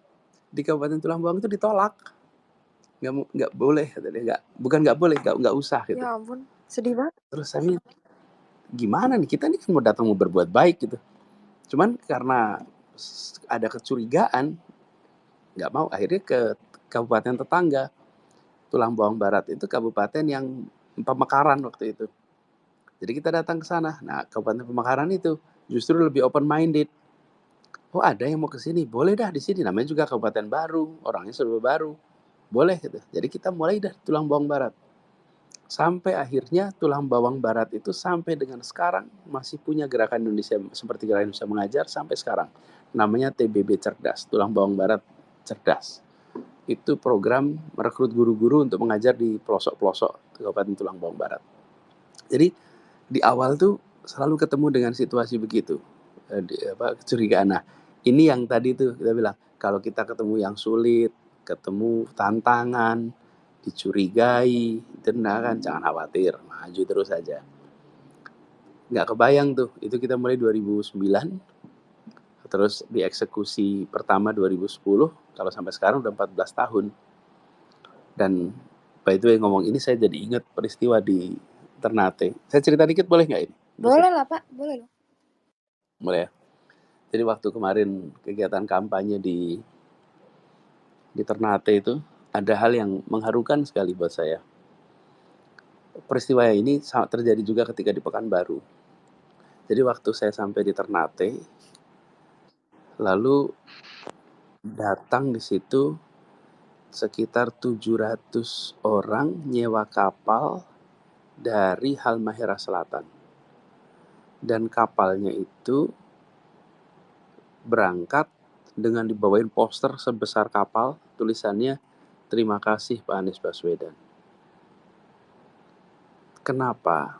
14 tahun yang lalu, mulai 14 tahun yang lalu, kami itu mengirim guru-guru ke desa-desa yang terpencil, tersulit di Halmahera Selatan. Desa-desa yang tidak ada sinyal telepon, tidak ada listrik, yang nggak ada orang yang mau ditugaskan ke sana. Terus ditugasin tuh teman-teman ke sana, dan waktu itu yang paling banyak sarjana dari ITB yang dikirimkan ke sana. Bayangkan dari sekolah, salah satu sekolah teknologi terbaik Indonesia, anak-anaknya mau jadi udah pada sarjana, mau jadi guru di pelosok-pelosok terjauh gitu. Dan mereka di sana itu gantian, kami Indonesia Mengajar 5 tahun. Nah, terus kemarin 700 orang itu sukarela menyewa kapal rame-rame untuk datang ketemu. Terus coba bayangin, ketemu dengan anak-anak yang sekarang udah dewasa, yang dulunya anak SD, yang diajar oleh guru-guru yang kami kirim. Dan mereka cuma mau bilang, terima kasih Pak, kami bisa seperti ini karena dulu guru-guru yang datang ke sini. That was one of the most touching pengalaman. Luar biasa. Saya pernah ngalamin hal yang sama. Waktu itu saya ke Pekanbaru. Lagi di Pekanbaru, diskusi dengan mahasiswa. Waktu diskusi mahasiswa tuh, terus ada salah seorang penanya angkat ambil mikrofon, dia bilang, Pak Anies, ini kami berdua di sini. Kami ini berasal dari Pulau Rupat. Pulau Rupat itu pulau kecil di Kabupaten Bengkalis yang lebih dekat dengan daratan Malaysia daripada dengan daratan Pulau Sumatera. Itu pulau yang tertinggal, terjauh. Kami ini bisa sekarang seperti ini, kuliah, karena guru-guru yang dikirim Indonesia Mengajar ke desa kami di tempat itu. Sekarang kami bisa kuliah. Kebayang nggak betapa mengharukannya gitu buat saya pribadi ya. Lihat anak-anak yang mereka bisa bilang, saya ini karena guru-guru yang datang. Bukan saya loh yang kesana. Yang kesana itu adalah anak-anak muda, sarjana-sarjana terbaik, terpilih, yang bersedia untuk setahun berada di tempat-tempat sulit, tempat-tempat yang menantang, dan itu membuat perubahan nasib ratusan anak-anak di tempat itu. Dan sampai kapanpun mereka akan selalu ingat bahwa saya bisa seperti ini karena datang seorang anak muda yang mau jadi guru di desa kami, yang tidak ada satu orang pun yang waktu itu bersedia untuk mengajar di tempat ini, yang dari luar. Itu mengubah nasib, dan ini terjadi di semua tempat, dari mulai Aceh sampai Papua. Makanya saya ini kalau ketemu dengan teman-teman muda yang bersedia berangkat, saya selalu bilang, Anda ini luar biasa. Kalau saya menggagas, saya memulai inisiasi gerakannya. Tapi tanpa anak-anak muda yang luar biasa itu, gak terjadi itu inspirasi di ribuan anak-anak di seluruh Indonesia yang sekarang udah berjalan 14 tahun. Bisa dibayangkan berapa banyak anak-anak yang sudah terangkat masa depannya, terbuka pintunya karena datangnya anak seperti ini. Ini ya teman-teman, ini akan bisa terjadi di banyak hal, bukan hanya urusan pendidikan. Tapi ini membuat kita menjadi saling menyayangi, saling menghargai, saling menghormati, yang itu dimulai dari kerelawanan, ketulusan, dan kemauan berbuat. Itu pengalaman saya kemarin ketika di Ternate, ketemu langsung. Dan by the way, yang unik nih, ketika mereka sewa kapal untuk berangkat, perjalanannya dari sana, dari Halmahera tuh sampai ke Ternate itu kira-kira 1 malam pakai kapal. Jadi mereka pakai poster dipasang di kapalnya itu, di luarnya. Kan poster yang dicetak biasa untuk kegiatan indoor. Jadi ketika dipasang di kapal tuh, kena air, kena angin, rusak tuh. Padahal maksud mereka mau ditunjukin fotonya itu ke saya gitu ketika udah di Ternate, tapi udah rusak di jalan. Kasihan sih. Jadi akhirnya saya lihatnya fotonya pada saat kapal itu mau berangkat, masih utuh tuh banner yang besar sekali yang dipasang di kapal. It was one of the most touching moment kemarin. Anyway, jadi cerita banyak nih. Dari mulai Nana cerita kelas inspirasi, jadi cerita Indonesia Iya, Mengajar. nggak apa-apa, sangat mengharukan juga. Ternyata gerakan satu orang ini bisa sangat berefek gitu ya ke banyak orang. Oh iya, saya bisa cerita banyak soal itu tuh. Ada kejadian ya, ini yang Pulau Rupat nih. Saya cerita lagi ya, Pulau Rupat. Boleh Pak, boleh. Kira-kira tahun 2011 waktu itu. Ada satu orang pengajar muda yang tugas di Pulau Rupat, namanya Roy. Roy ini dia sarjana ekonomi dari UI, very bright man, young man. Dia diterima bekerja di Bank Indonesia. Untuk bisa seleksi Bank Indonesia itu sangat ketat dan nggak ada model ordal-ordalan tuh. Di Bank Indonesia itu seleksinya sangat meritokratik. Dia lulus, diterima di Bank Indonesia. Terus setahun kemudian ada kesempatan Indonesia Mengajar. Jadi dia ikut seleksi, dia lulus, dan dia harus mundur dari Bank Indonesia karena aturan di sana tidak bisa cuti kalau baru mulai kerja. Setelah kerja berapa tahun baru bisa ada cuti panjang. Jadi dia pilih mundur. Kemudian dia dapat tugas di Pulau Rupat. Pulau Rupat itulah yang tadi saya cerita. Pulaunya jauh di Kabupaten Bengkalis. Nah, di sana dia bukan menemukan murid-murid yang diajar itu, ada salah satu yang anaknya cerdas. Dilatih untuk ikut Olimpiade Matematika. Oleh keluarganya, oleh lingkungannya itu nggak dibolehkan. Jadi lingkungan itu bilang, jangan, anak kami jangan dibawa. Nanti takut anak kami bikin malu. Nanti di sana dia kalah. Kalau kalah nanti desa kami malu, pulau kami malu. Tapi pengajar muda ini kekeh. Bisa. Jadi dibawalah ikut kompetisi kabupaten. Di kabupaten menang. Dibawa lagi ke provinsi. Di provinsi menang. Ranking atas. Sampai akhirnya dibawa ke Jakarta. Dan di Jakarta dia ikut final. Saya lupa tuh ranking berapa. Tapi termasuk ranking yang tinggi. Dan saya waktu itu kami di sini lihat seperti itu, kita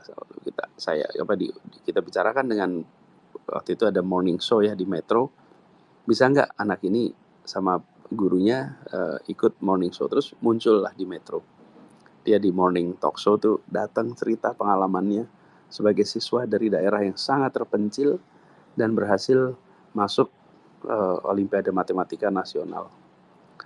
Pulang akhirnya kembali ke Pulau Rupat. Apa yang terjadi? Anak ini jadi inspirasi. Di tahun berikutnya, yang ikut Olimpiade dan lolos, itu 52 atau 56 orang. Lebih dari 50 anak. Tahun sebelumnya 1. Dan dibilang anak-anak desa kami ini bodoh. Kira-kira 1 anak itu, tahun berikutnya lebih dari 50 orang. Wih, itu luar biasa. Terus ketika 50 orang ini mau berangkat, nggak ada kapal. Di tempat itu dermaga aja nggak ada. Dermaga tuh nggak ada di Pulau Rupat itu. Problem, gimana bawa 50 anak lebih ini ke kota untuk final Olimpiade. Nah, di sini terus saya ketemu sama Panglima TNI. Pada waktu itu bukan ketemu, saya minta waktu. Ada sebuah acara, saya datang acara itu, ada Panglima, terus saya ngomong, Pak Panglima, ini saya ada anak-anak di pulau terpencil, perlu diangkut, bisa nggak pinjam kapal? Saya ceritain sedikit, bisa, pasti bisa. Terus dia panggil Panglima Armada Barat. Panglima Armada Barat dikasih tahu ini perlu ini. Terus Panglimanya tanya, perlunya berapa Pak? Ya perlunya kira-kira 70 untuk angkut 70 orang. Karena 50 siswanya, terus tambah pendamping, guru-guru kira-kira 70-an. Oke, dikirim. Terus beberapa waktu kemudian dikirimlah kapal.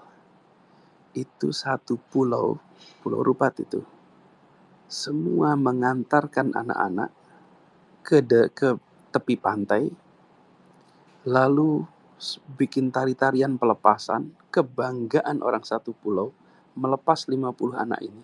Lalu di depan mereka ada kapal perang yang berjarak beberapa puluh meter, mungkin sekitar 100-200 meter karena nggak bisa merapat, yang sekocinya itu bolak-balik angkat anak. Jadi kapalnya nggak bisa mendekat karena nggak ada dermaga. Jadi kapalnya berhenti di tengah laut, kemudian sekoci, kapal kecil-kecil dikirim untuk ngambil anak-anak itu di pantai. 70 orang dibawa naik kapal perang. Dan satu pulau melepas dengan rasa bangga. Semua keluarga yang ada di pulau itu datang berkumpul melepas anak-anak itu berangkat.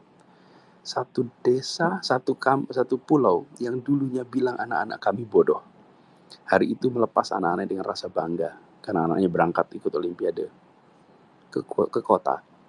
Dan TNI, pelaut-pelaut angkatan laut yang mengangkat di situ, mereka merasakan keharuan luar biasa. Menjemput anak-anak ini untuk dibawa pakai kapal perang, dibawa ke Pulau Bengkalis, dibawa ke kabupaten untuk bisa ikut final. Dan orang-orang di desa itu, di pulau itu, mereka bilang, selama ini kami nontonnya TV3, TV Malaysia. Lebih banyak barang-barang dari Malaysia. Hari ini kami merasakan bahwa kita dihargai. Kita punya bagian dari Republik Indonesia. Tidak pernah membayangkan sebuah kapal perang itu datang ke situ menjemput anak-anaknya. Dan buat anak-anak SD itu, yang naik kapal itu, seumur hidup, dia tidak akan pernah lupa sampai kakek nenek bahwa di saat mereka dan SD dibawa naik kapal perang TNI Angkatan Laut karena mereka akan ikut final Olimpiade. Itu dahsyat betul. Saya pernah ketemu dengan seorang perwira Angkatan Laut tanpa sengaja. Terus dia bilang, Pak Anies, saya waktu itu perwira yang berada di kapal KRI Kujang kalau tidak salah, yang dipakai untuk menjemput anak-anak itu. Inilah movement. Movement itu sesuatu yang baik, menular, menghasilkan sebuah keterlibatan secara sukarela dari semua tanpa memikirkan apa yang dikeluarkan, apa yang dikerjakan kecuali untuk kebaikan. Ini satu pengalaman. Saya bisa cerita 1001 peristiwa-peristiwa seperti ini. Tapi itu semua menunjukkan anak-anak muda yang dahsyat. Anak-anak muda yang luar biasa. Dan peristiwa ini kan 2011 ya. 2012. Jadi 12 tahun yang lalu. Barangkali anak-anak SD itu hari ini umurnya 25-an tahun tuh. Mereka mungkin udah lulus kuliah. Kalau mereka kuliah, mungkin udah bekerja. Dan mereka tidak terdengar hari ini ceritanya. Karena memang mereka mungkin bukan berada di pusat-pusat informasi. Tapi mereka tahu persis betapa besar dampak perjalanan dalam hidupnya. Seperti yang diceritakan seorang anak di Pekanbaru pada saat saya ketemu. Saya bisa seperti ini karena guru yang dulu datang. Itu ya teman-teman. Jadi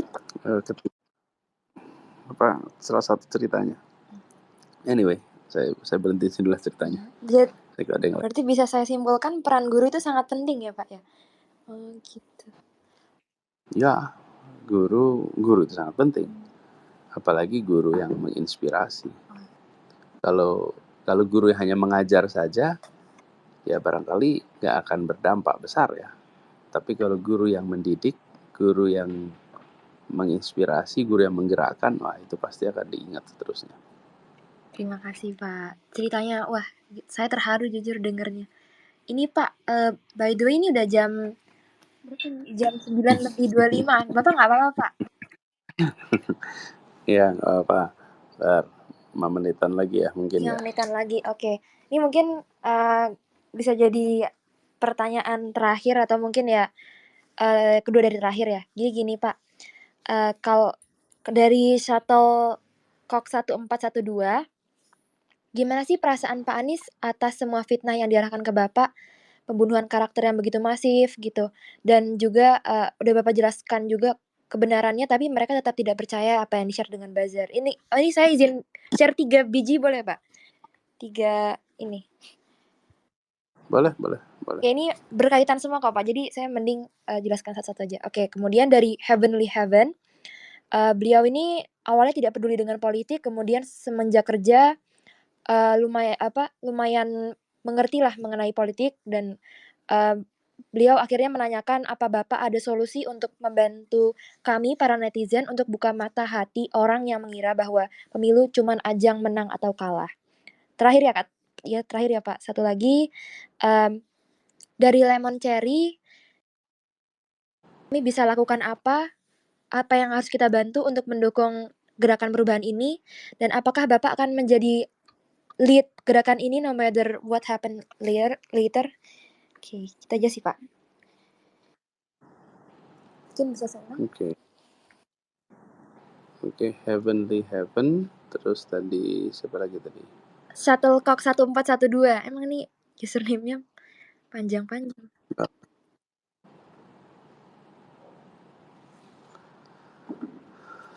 Ya, Heavenly. Apa namanya tadi? Yang kedua? Iya, yang kedua, betul. Shuttlecock. Betul, 1412.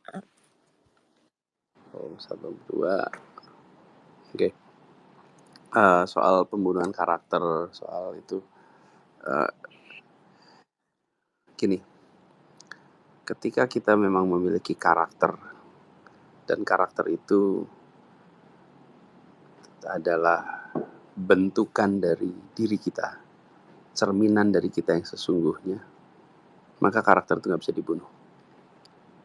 Karena dia adalah cerminan dari watak yang sesungguhnya ada pada seseorang. Yaitulah aslinya. Tapi kalau karakter itu adalah sesuatu yang diciptakan, direkayasa, maka dia bisa mudah terhapus. Kena pembunuhan karakter ya dia akan terbunuh. Karena itulah saya merasa yakin apabila karakter yang ada adalah karakter dari diri kita sendiri, maka apapun usaha pembunuhan itu nggak akan bisa terjadi.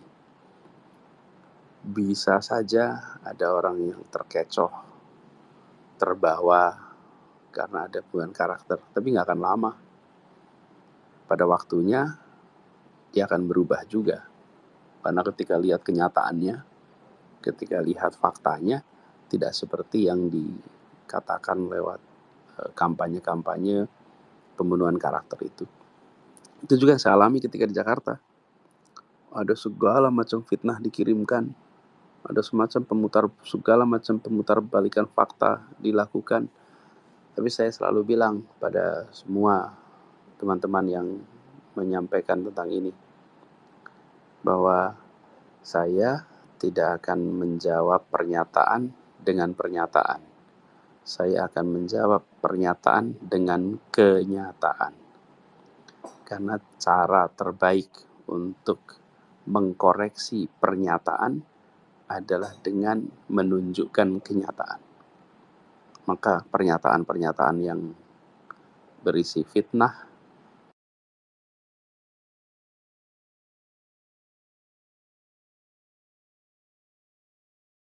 Halo, mohon maaf, Pak. Tadi kayaknya kepencet halo.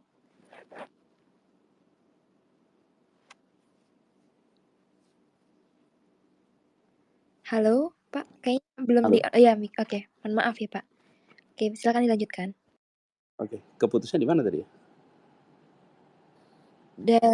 Halo dari melanjutkan kayaknya. Oke. Gini. Jadi soal karakter ya tadi, karakter itu tidak bisa dimatikan kalau dia mendasarkan pada kenyataan dan cerminan dari dirinya. Tapi kalau karakter itu hasil rekayasa, PR, hasil upaya coating, maka pembunuhan karakter itu akan ya bisa berdampak. Karena itu saya selama bertugas di Jakarta, saya mengalami ada banyak sekali fitnah, ada banyak sekali pemutarbalikan fakta dalam bentuk pernyataan-pernyataan. Nah, saya jawab bahwa saya tidak akan merespon pernyataan-pernyataan fitnah pemutarbalikan.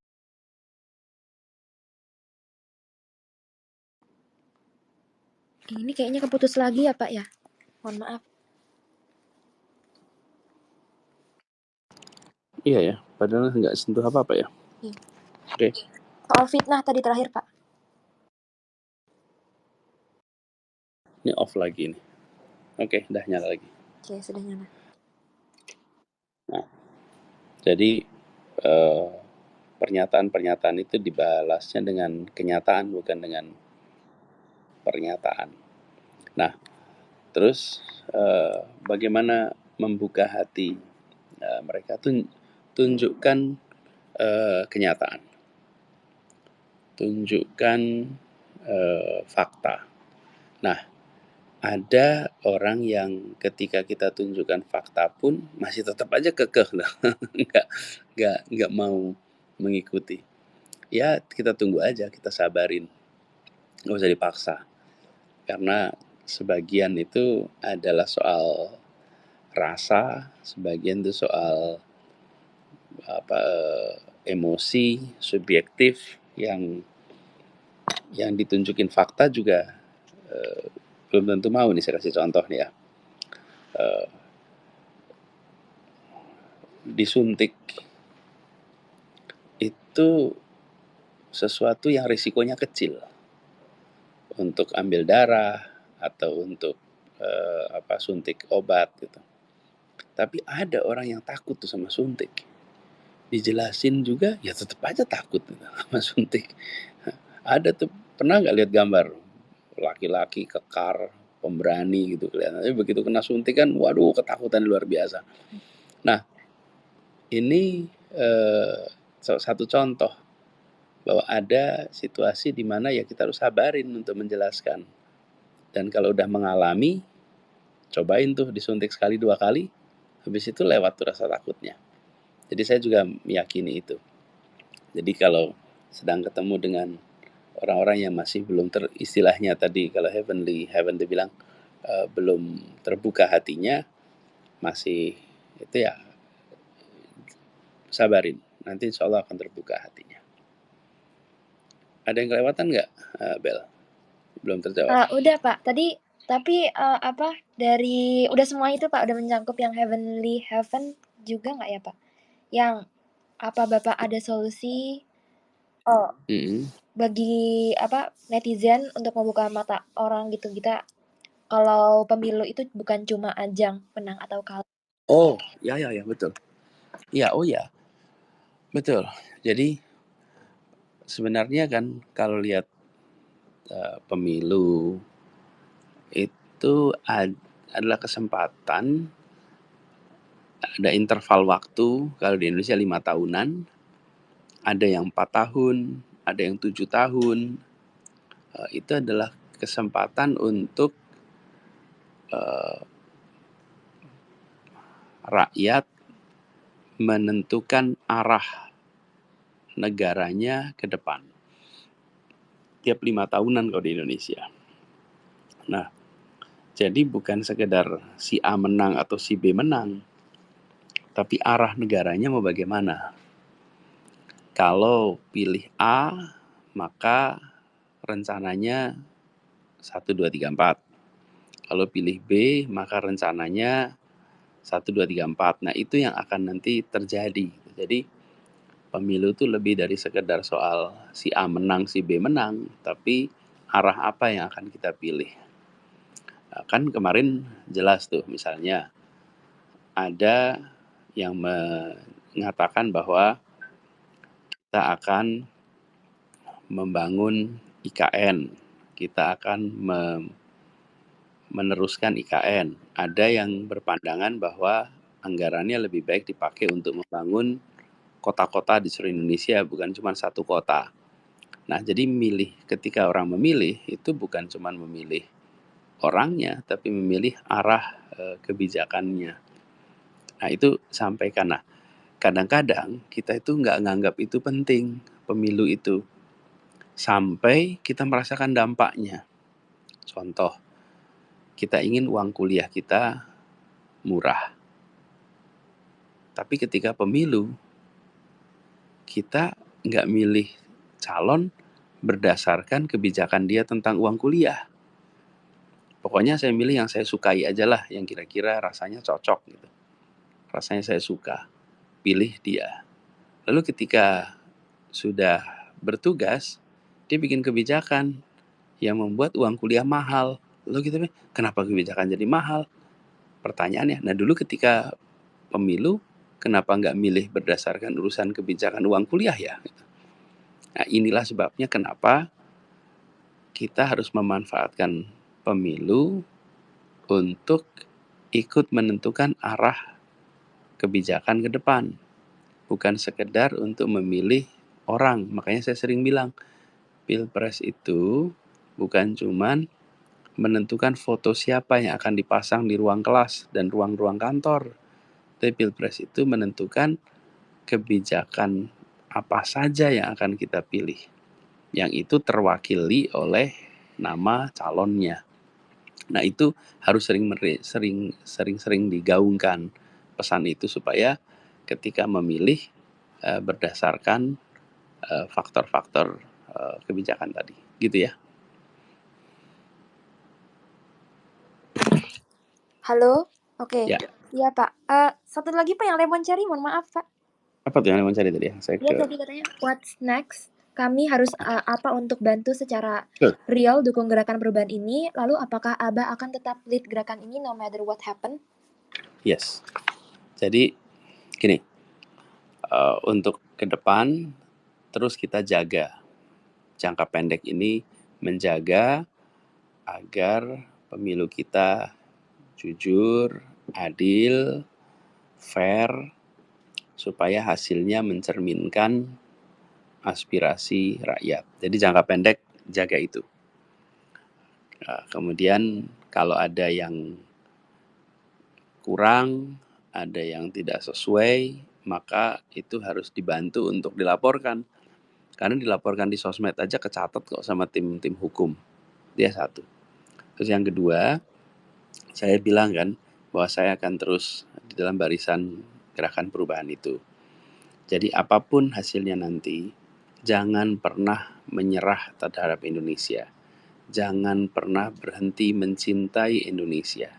Jangan pernah memberikan syarat dalam mencintai Indonesia. Kita mencintai Indonesia secara tanpa syarat. Dan kita memperjuangkan Indonesia untuk lebih baik dari hari ke hari, juga atas dasar kecintaan kita pada Indonesia.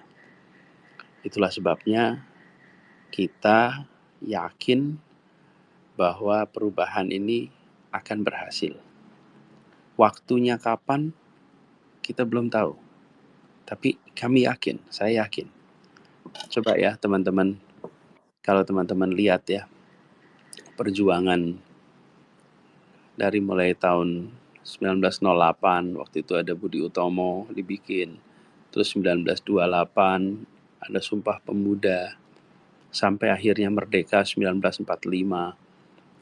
Kira-kira nih, anak-anak muda yang terlibat di Sumpah Pemuda tahun 28 itu, kalau dia ketemu orang tahun 35 gitu, terus ada yang bilang, "Hei Bung, hei Neng, mana kemerdekaan itu?" Mereka barangkali juga belum bisa jawab. Jangankan tahun 35, tahun 42 aja. 3 tahun sebelum Indonesia merdeka. Memang akan Indonesia merdeka, repot tuh. Udah lebih baik gini aja sama Belanda, nggak usah merdeka gitu. Terus orang-orang itu yakin, saya yakin pasti Indonesia merdeka. Perjuangan ini pasti akan ada hasilnya. Tapi terus berjuang, tapi terus bekerja. Jadi hari ini kita juga begitu, kita terus usahakan. Kita terus jangkau lebih banyak. Teman-teman bikin kegiatan terus. Dan katakan bahwa ini adalah gerakan. Ini bukan sekedar program. Dan kita serius ingin melakukan perubahan. Saya juga begitu, karena saya ingin melakukan perubahan secara serius. Dari mulai kampanye aja, cara kita kampanye beda. Dan saya ingin kita melewati masa perjuangan itu dengan menjunjung tinggi prinsip-prinsip moral, prinsip-prinsip etik, sehingga ketika selesai satu fase kita menengok ke belakang dengan rasa bangga, dengan rasa syukur, dan tidak ada yang harus ditutup-tutupi karena kita kerjakannya dengan cara yang baik. Jadi buat teman-teman muda, jangan menyerah, jangan pernah berhenti mencintai Indonesia, jangan pernah memberi syarat untuk mencintai Indonesia. Kita cinta pada Indonesia secara tanpa syarat, dan karena cinta itulah kita ingin terus-menerus melakukan perbaikan buat Indonesia. Karena cinta kita pada Indonesia lah yang membuat kita ingin terus-menerus berbuat baik untuk Indonesia. Dan siapa itu Indonesia? Ya kita-kita semua. Pilihan kita untuk berbuat, itulah yang menentukan arah Indonesia ke depan. Bismillah. Itu ya jawaban saya, sekaligus mungkin penutup ya atas diskusi kita, obrolan kita malam hari ini. Kata kuncinya, jalan terus. Hasil nanti akan muncul, tapi itu semua hanya bisa terjadi kalau kita tidak berhenti bergerak. Terima kasih banyak, Abah. Sama-sama. Oke. Makasih semuanya ya. Iya. Maaf mengulur waktu sampai lama banget, maaf ya Pak. Apa-apa. Jadi saya juga senang jadi reflektif. Setiap kali, jangan lupa loh, setiap kali di diskusi begini tuh, buat saya juga belajar, buat saya juga reflektif, ya, mutually beneficial. Makasih ya. Ya. Makasih buat semuanya yang udah ikut dengerin, makasih semuanya udah ikut terlibat. Ingat bahwa teman-teman yang ikut dengerin, teman-teman bukan penonton, teman-teman adalah juga pelaku. Kita sedang berbagi peran. Hari ini saya berbicara, teman-teman mendengar. Tapi ketika sampai pada action, semuanya yang bekerja melakukannya. Gitu. Makasih buat semuanya. Abel, makasih. Ya, makasih banyak juga, Abah. All speakers, thank you. Oke. Assalamualaikum, makasih banyak. Waalaikumsalam. Sekarang saya off ya. Oke. Baik. Oke, baik. Terima kasih semuanya. Terima kasih teman-teman udah datang di acara The Space Anis Unofficial ini. Semoga teman-teman mendapatkan banyak insight dari sini. Mohon maaf karena sudah malam juga, jadi izinkan saya mengakhiri live space ini. Terima kasih banyak semuanya yang sudah datang. Ya.